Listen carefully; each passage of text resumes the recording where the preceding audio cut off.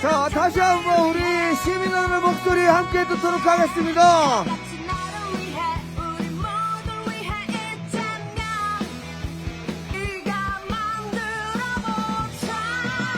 헤이! 헤이! 헤이! 반갑습니다, 여러분!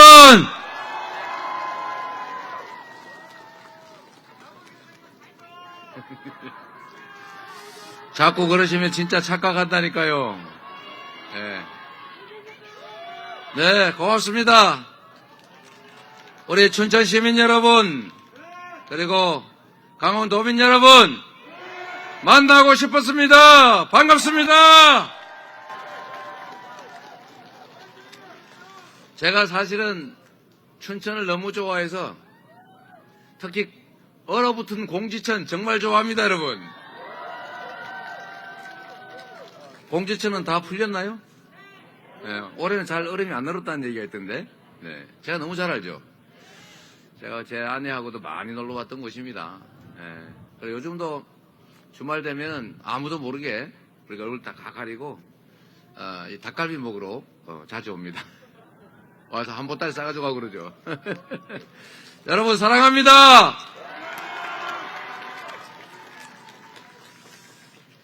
여러분 오늘 사전투표 많이 하셨어요?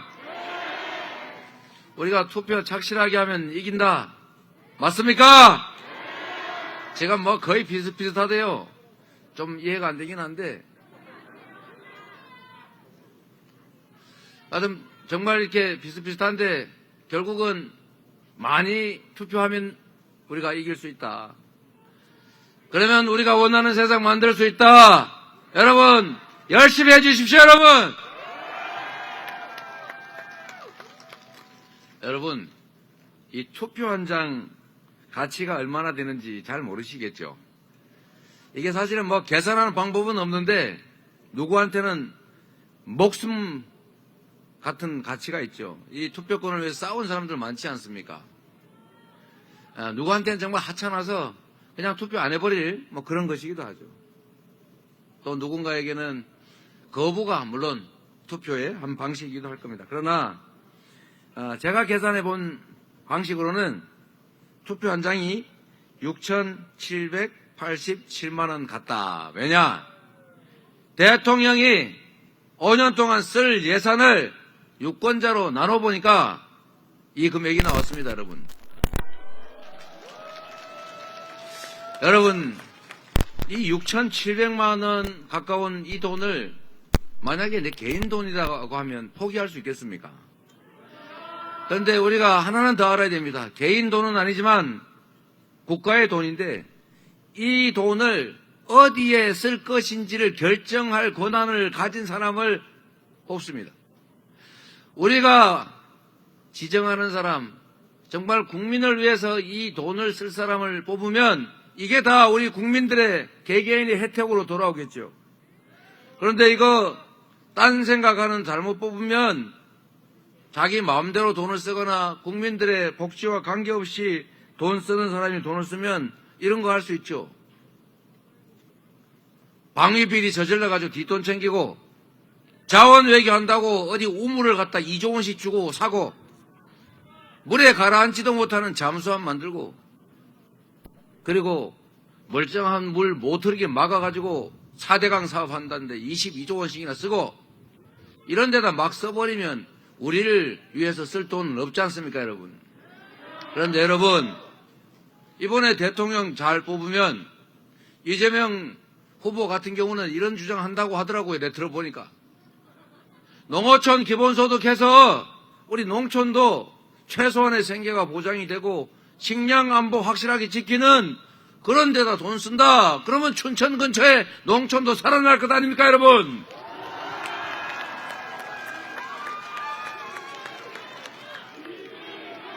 그리고 여러분 사실 노후 불안하지요. 지금은 뭐 이렇게 내가 튼튼하고 건강하고 이러니까 나이 든 후 생각 안 하지만 우리도 언젠가는 나이 들어서 저도 곧 60대입니다. 곧 노인이 되는데 우리나라 노인들 너무 가난하잖아요. 정말 젊을 때 열심히 일해서 지금 10대 경제강국 만들었지만 우리 노인들, 어르신들 지금 전 세계에서 가장 가난하다고 하지 않습니까? 평균적으로. 전 세계에서 가장 극단적인 선택을 많이 한다고 하지 않습니까? 100만 명이 넘게 종이 주소로 다닌다지 않습니까, 여러분? 자, 그런 분들을 위해서 기초연금도 40만 원 올리고 부부라고 깎지 말고 일해서 소득 있다고 깎지 말면 거기에다 우리 국민을 위해서 돈 잘 쓰는 거 아닙니까, 여러분?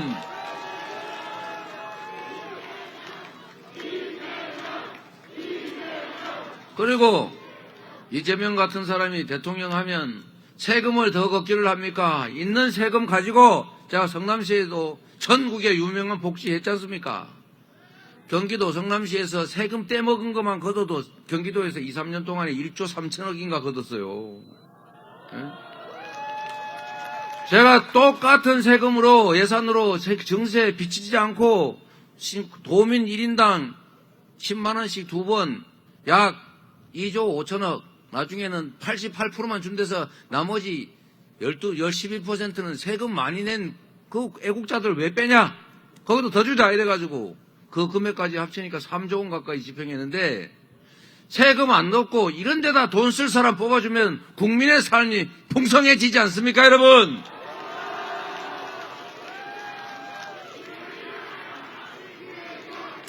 그리고 우리 춘천 시민들 관심 있는 거 많지 않습니까? GTX B 노선 춘천으로 연장하자. 이런 데 돈 쓸 사람 뽑아야지요. 그리고 제가 사랑에 맞지 않는 춘천 호수 많지 않습니까? 춘천 호수 국가정원 만들자면서요. 그 돈 많이 들지도 않습니다.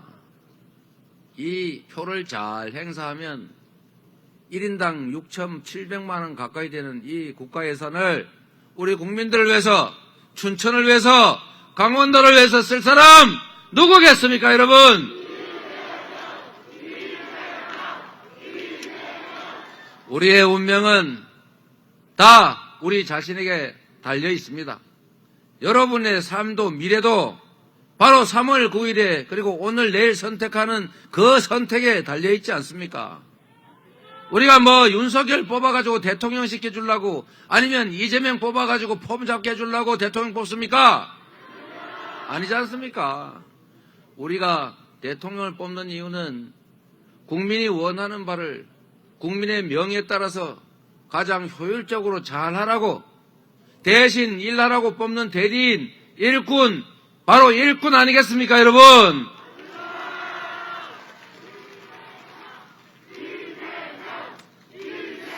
여러분, 춘천에는 청년들이 많으시죠? 그래도 다른 도시보다는 그래도 조금 나은 것 같긴 한데 그래도 청년들이 전국적으로 어려울 뿐만 아니라 지방의 청년들은 이중으로 어렵습니다. 그래서 오늘은 특별히 청춘의 도시, 젊음의 도시 춘천에 왔으니까 청년들 이야기 잠깐만 하겠습니다.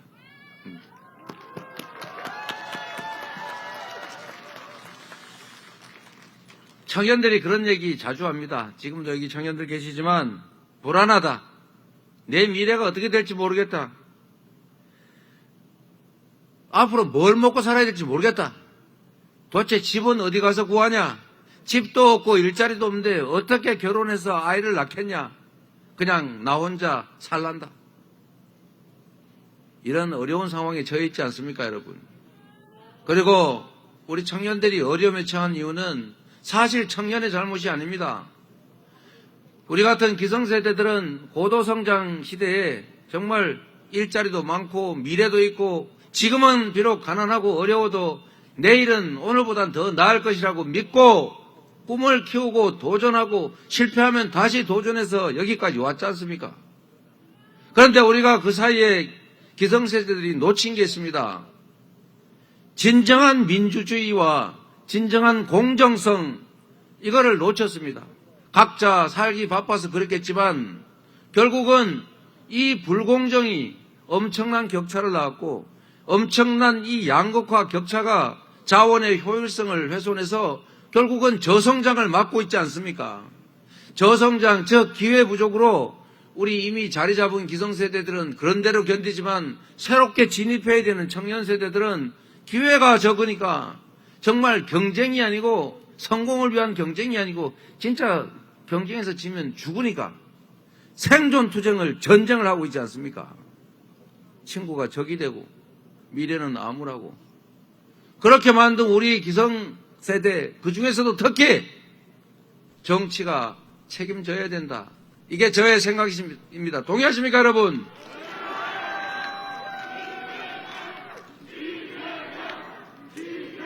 그래서 다음 4기 민주정부 이재명 정부는 청년들의 삶을 일부나마 확실하게 책임지려고 합니다. 청년의 삶에 국가가 아버지처럼 이렇게 뒤에서 든든하게 받쳐줘야 헬조선하면서 탈출하려고 안 할 거 아닙니까? 이제 청년들의 삶을 국가가 조금은 보살펴야 합니다.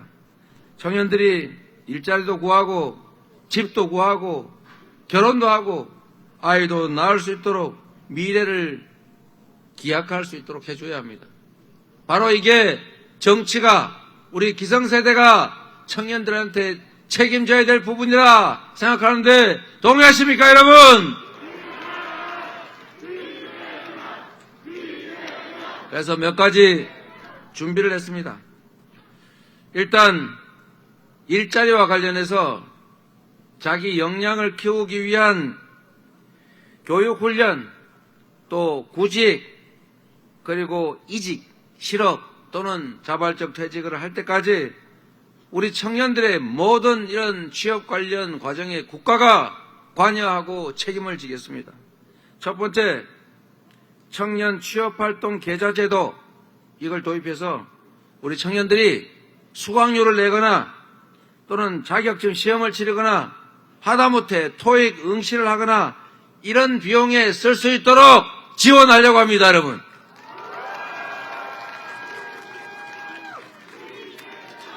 여러분, 그리고 우리 고용보험료 내는데 이거는 비자발적 실업, 쉽게 말해서 그만두고 싶지 않은데 그만둔 경우에만 지원됩니다. 그게 원칙적으로 맞겠지요. 그런데 우리 청년들은 안정된 직장이 아니고 실제로 일을 배우기 위해서 직장을 들어갔다 나왔다 하는 경우가 많습니다. 지금은 청년을 평생 고용하질 않아요. 경력이 쌓여야 비로소 고용을 하기 때문에 청년들이 직장을 많이 옮겨 다닙니다. 그렇기 때문에 청년들한테는 한 번쯤은 내가 원해서 회사를 그만두거나 일을 그만둬도 딱 한 번만 평생 그때 실업급여 한 번은 주자. 어떻습니까 여러분?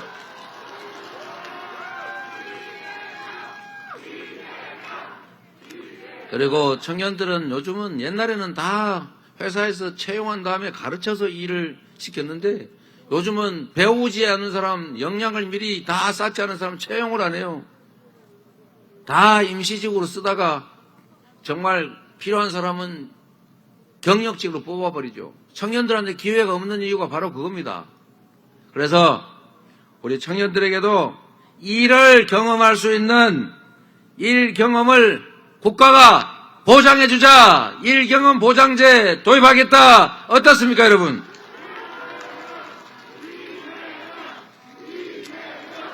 그리고 우리 청년들이 경험을 쌓을 수 있게 해줘야 하는데 일자리 자체도 구하기 어려운데 경험을 어디 가서 쌓습니까?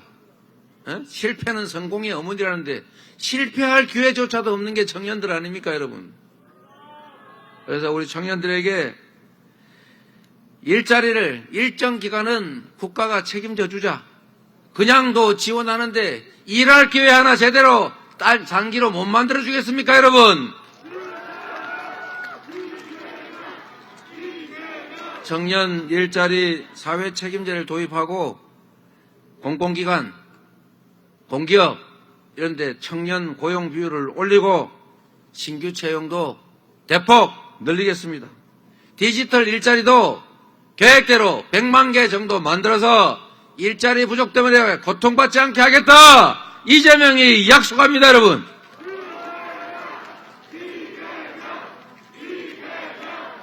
그리고 요즘은 사실 코로나 때문에 어쩔 수 없이 했는데 꼭 한 군데 모여가지고 똑같은 시간에 일을 안 해도 충분히 일을 할 수 있겠더라, 이런 걸 알게 됐습니다. 이제는 재택근무 이런 것도 일상화될 수밖에 없는 시대가 왔습니다. 그러면 아마도 3시간 일자리, 6시간 일자리, 또는 뭐 남들은 8시간 할 거 3시간 만에 끝내고 쉴 수도 있겠죠. 이런 방식으로 일자리의 성격이 바꿔가기 때문에 비대면 업무가 가능하도록 국가 인프라도 확실하게 구축하겠습니다, 여러분. 이재명은 한다면 했습니다. 이재명은 약속한 건 95% 이상 확실하게 지켰습니다. 청년들에게 힘이 되는 나라, 청년에게 기회를 주는 청년기회국가 이재명이 확실하게 만들겠습니다, 여러분!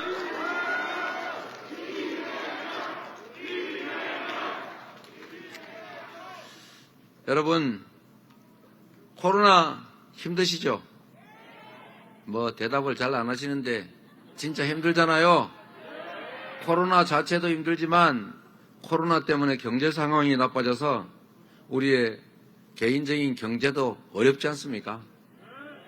다 이렇게 한 사람만이 아니라 많은 사람들이 힘들고 모두가 고통받기 때문에 우리 코로나 잘 이겨내자, 이 경제위기 잘 이겨내자, 그런 의미에서 우리 서로 격려의 박수 한번 부탁드립니다.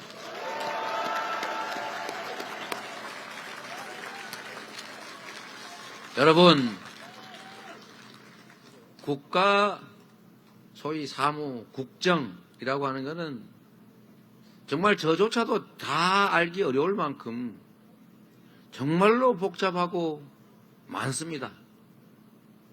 이 국정을 잘 파악하고 또 방향을 잘 정하고 국정을 실제로 수행하는 100만 공직자를 제대로 지휘하고 또 국민이 진정으로 원하는 게 뭔지를 잘 알아내서 이 나라가 나아갈 길을 제대로 정하는 것, 그리고 역량을 발휘해서 국민이 원하는 바 우리에게 필요한 일들을 지혜롭게 결정하고 용기 있게 결단하고 강력한 추진력으로 그 목표를 이뤄내야 합니다.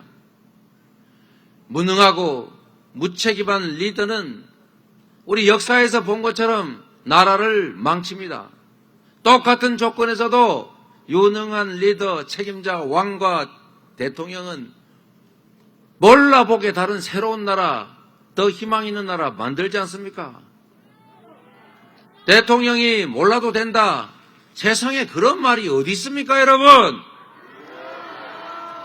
아니 뭐 면장도 알아야 한다는데 어떻게 대통령을 아는 거 없이 남의 머리만 빌려서 하겠습니까, 여러분? 대통령은 정말 파도만 보고도 바람의 세기와 방향을 척 알 수 있어야 합니다. 하늘만 척 쳐다봐도 북쪽이 어딘지 알아서 우리 배가 방향을 잃지 않고 목표한 바를 향해서 갈 수 있게 하는 그런 해안이 있어야 합니다. 미래가 어떻게 변해 갈지 통찰력을 가지고 100%는 아니지만 그래도 대체적으로 볼 수 있어야 합니다. 그래서 대통령은 국가의 흥망을 좌우하는 존재다. 대통령 누구를 위해서가 아니라 우리 스스로의 삶을 위해서 대통령 잘 뽑아야 된다. 맞습니까, 여러분?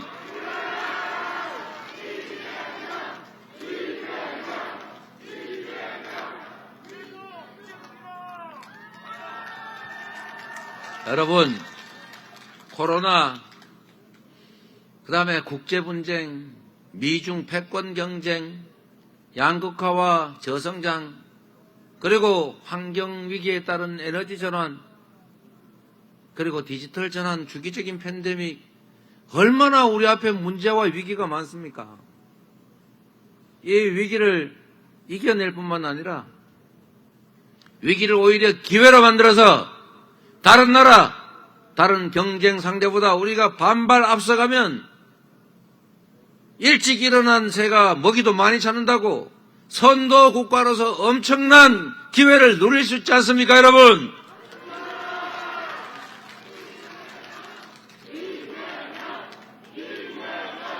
위기를 기회로 만들 유능한 대통령 후보가 이재명이다. 이렇게 얘기해 주시는 거죠?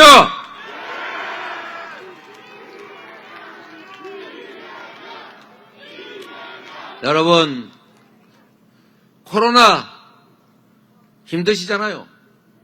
그런데 이겨내야죠. 이겨낼 뿐만 아니라 이걸 기회로 만들어야 되겠죠.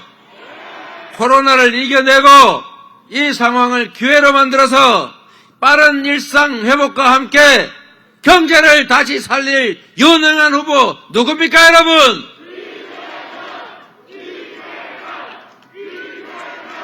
코로나19 저한테 기회를 주시면 신속하게 극복할 겁니다. 지금 코로나 완전히 옛날 코로나 다릅니다. 지금은 코로나가 동작은 빠른데 치명률은 낮아졌어요. 전에는 동작은 느린데 치명률이 높으니까 막 봉쇄하려고 우리가 막 난리였지 않습니까? 영업도 하지 말자. 아예 문 콱 닫아버리자. 그러나 이제는 코로나가 그렇게 해서 막아지지도 않을 뿐만 아니라 60세 이하는 백신 3번 맞으면 치명률이 제로입니다. 제로. 감기보다 덜하대요. 독감보다. 그래서 앞으로는 코로나를 저는 기회를 주시면 이렇게 하려고 합니다. 코로나가 진화하는 데 맞춰서 우리의 대응 방식도 바꾼다. 예를 들면 기저질환자 철저히 관리하고 필요한 사람들 백신 잘 맞게 하고 그리고 정말로 중증 환자가 발생하면 신속하게 조치할 수 있는 의료 시스템 잘 갖춘 다음에 영업은 자유롭게 하고 경제활동은 제대로 하자. 유연하고 스마트한 방역체제로 신속하게 바꿔서 제가 빠른 일상회복, 경제회복 100일 안에 책임지겠습니다, 여러분.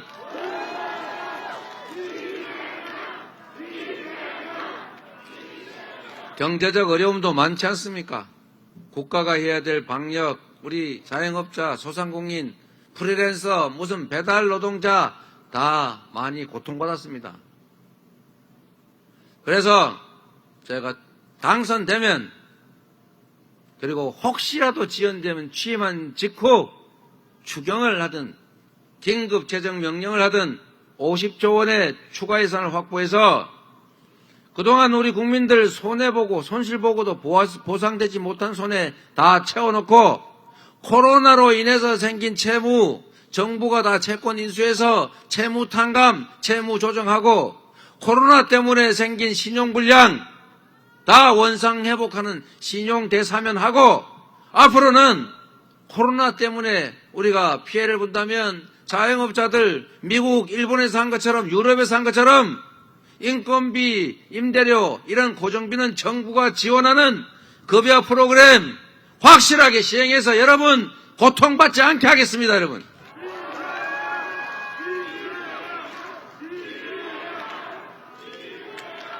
여러분, 사실 한 집안에도 집안을 책임지는 사람이 술 마시고 가족들 돌보지도 않고 엉뚱한 생각이나 하고 막 세상 어떻게 돌아가는지도 모르고 이러면 그 집안 잘 안 되지 않습니까? 아무리 가족들이 열심히 일해도. 그런데 모두가 함께 열심히 일하는 우리 훌륭한 위대한 국민들이 있는데 국가 지도자만 똑바로 하면 얼마나 우리가 더 나은 나라, 더 살기 좋은 나라 되겠습니까, 여러분? 그 선택은 다 여러분의 몫이다. 여러분들의 현명한 선택을 꼭 바랄 뿐만 아니라 정말로 부탁드립니다, 여러분.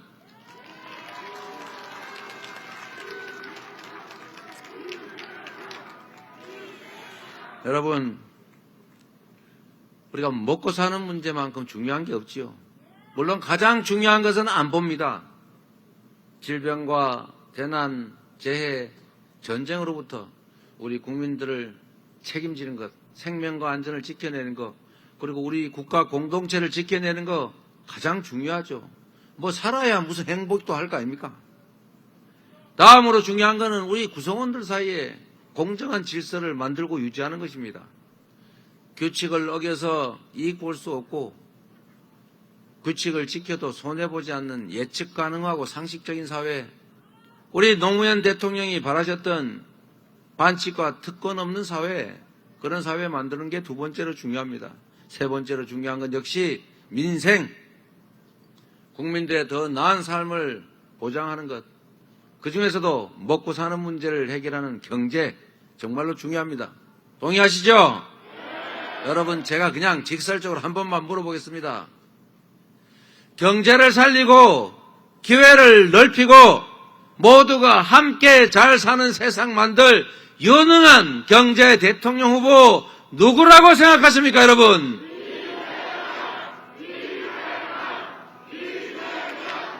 그러면 이렇게 생각해 주시니까 왜 제가 유능한지 설명 안 해도 되겠죠? 공약 이행률을 95% 이상이다. 이 얘기 다시 안 해도 되죠?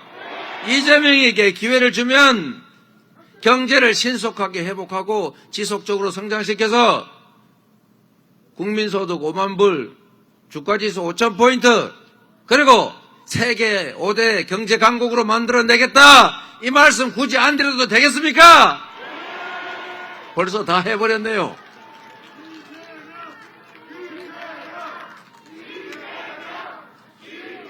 여러분,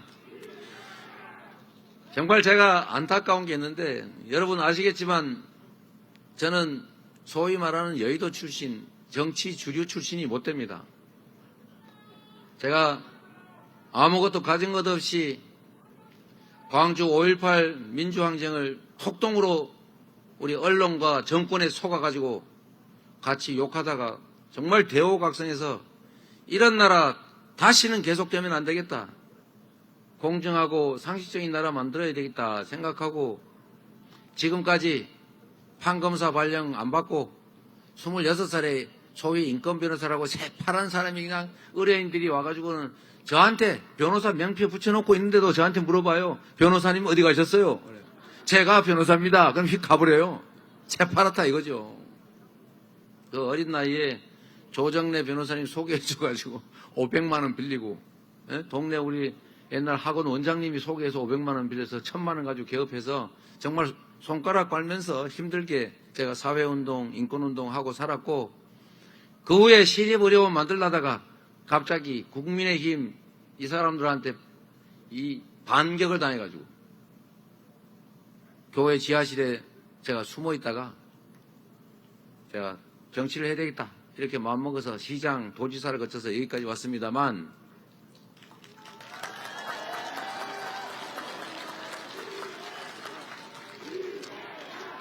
여러분, 이 자리까지 올 동안에 제게 조직이 있었습니까? 무슨 정치적 후광이 있었습니까?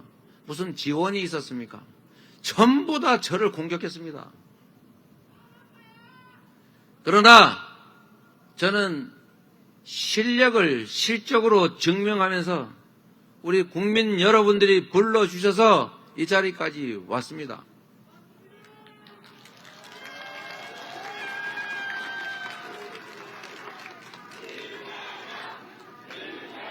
저는 그 사실을 압니다. 똑같은 성남시 예산 가지고 빚지거나 또는 세금 올리지 않고도 전임시장이 맡긴 7,285억 가까운 빚을 부채죠, 부채. 이거 제가 3년 6개월 만에 대부분 다 정리하고 현금으로 5천억 갚았습니다. 똑같은 세금 가지고. 누가 그랬지 않습니까? 저도 동의하는 말인데 나라에 돈이 없는 게 아니라 도둑이 너무 많다. 네? 동의하시죠? 도둑이 더 많을 뿐만 아니라 도둑이 선량한 도둑 잡는 사람한테, 도둑 막는 사람한테 도둑이라고 뒤집어 씌우더라. 네? 이게 정치입니다, 이게. 정치가 있는 힘을 다 모아가지고 국민이 맡긴 일을 제대로 하는 게 본령일진데 자기 사욕이나 채우고 제 주머니 채우다가 그거 막는 선량한 정치인이 있으면 뒤집어 씌워가지고 퇴출시키고 좌절시키고 국민을 위해 정치하는 게 아니라 자신을 위해 정치하는 이런 잘못된 정치가 결국 우리들의 삶을 이 정도밖에 못 만든 것이다. 정치만 똑바로 하면 나라 완전히 새롭게 만들 수 있다. 동의하십니까, 여러분?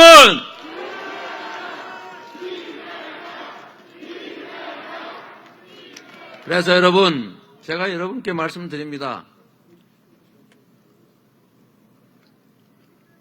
여러분, 저 이재명이 대통령이 되면 다른 어느 누구보다 더 잘할 자신이 있습니다만 사실 그거보다 더 중요한 게 있습니다.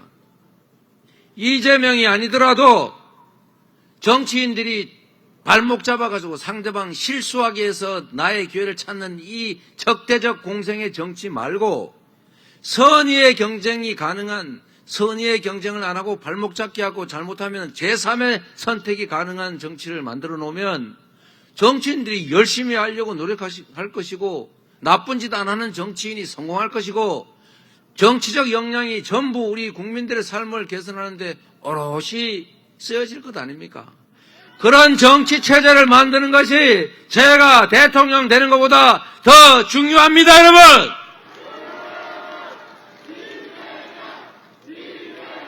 제가 정치 교체를 주장하는 것은 정치 개혁을 통해서 다당제를 하고 우리 국민들이 거대 양당 두 개가 아니라 제3, 제4의 선택이 가능한 정치 구조를 만들려고 하는 것은 내가 이번 선거에서 도움을 받기 위해서 하는 전략이 아니고 제 이재명이 평생 가진 꿈이었습니다, 여러분.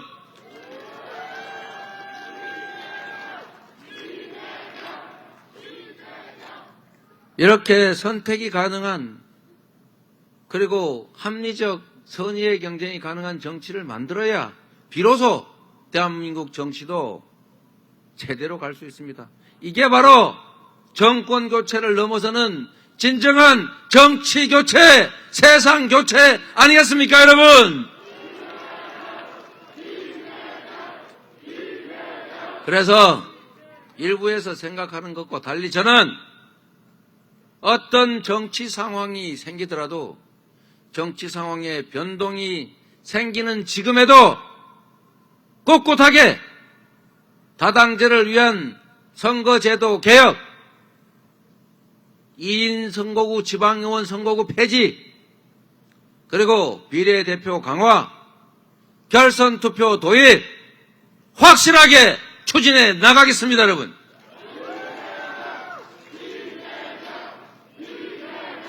이렇게 해야 통합의 정부가 가능합니다. 네 편, 내 편 가리지 않고 유능하고 선량한 사람들이 각자 역할을 맡아서 합리적인 경쟁을 하고 그리고 그 끝에 가서는 다시 각자 성과에 따라서 국민의 선택을 평가를 받으면 되지 않습니까? 우리가 비록 선거 때는 경쟁을 하지만 선거가 끝나면 당선된 사람은 특정 정치 세력의 대표가 아니라 바로 국민을 대표하는 모두의 대통령 아닙니까, 여러분?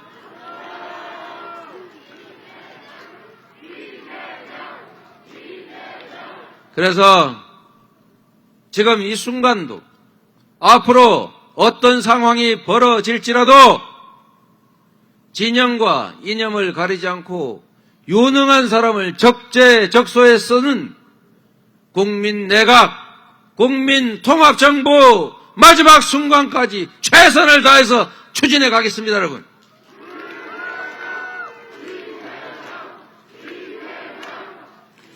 여러분, 마음만 먹으면 얼마든지 가능합니다.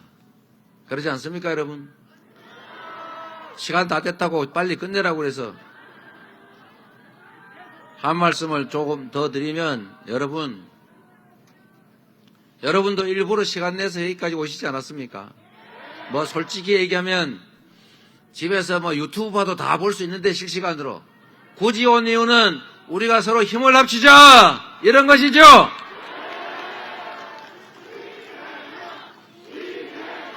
그렇습니다. 김대중 대통령께서 말씀하셨죠. 행동하지 않는 양심은 악의 편이다. 할 일이 정말 없으면은 담벼락에 대고 고함이라도 질러라 이렇게 말씀하셨습니다. 근데 요즘 할 일이 얼마나 많습니까, 여러분? 카톡도 보내야지, 댓글도 써야지, 공감도 눌러야지, 전화도 해야지, 투표하라고 얘기도 해야지. 할 일이 태산인데 같이 해야지요.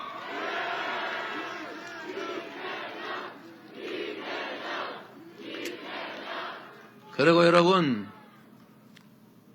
우리의 존경하는 노무현 대통령께서는 또 이렇게 말씀하셨지 않습니까? 우리가 모두 아는 대로 민주주의의 최후 보루는 깨어있는 시민의 조직된 힘이다. 우리가 조직적으로 힘을 합쳐서 이렇게 함성이라도 질러야 하지 않겠습니까, 여러분?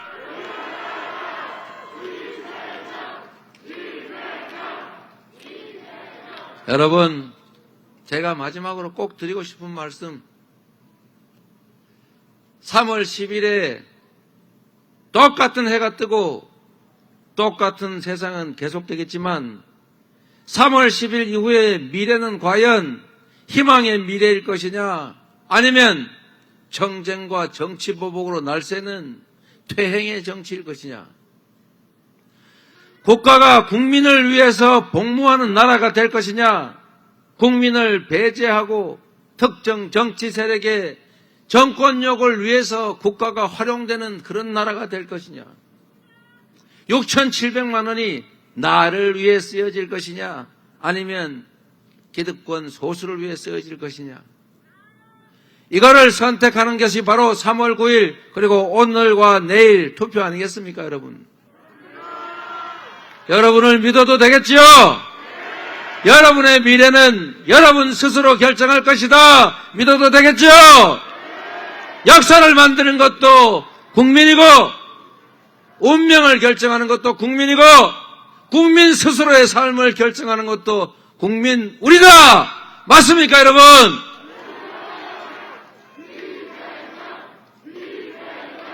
여러분, 여러분을 믿고 제가 지금까지 걸어왔던 길 이어서 쭉 앞으로 꿋꿋하게 걸어가겠습니다, 여러분. 감사합니다.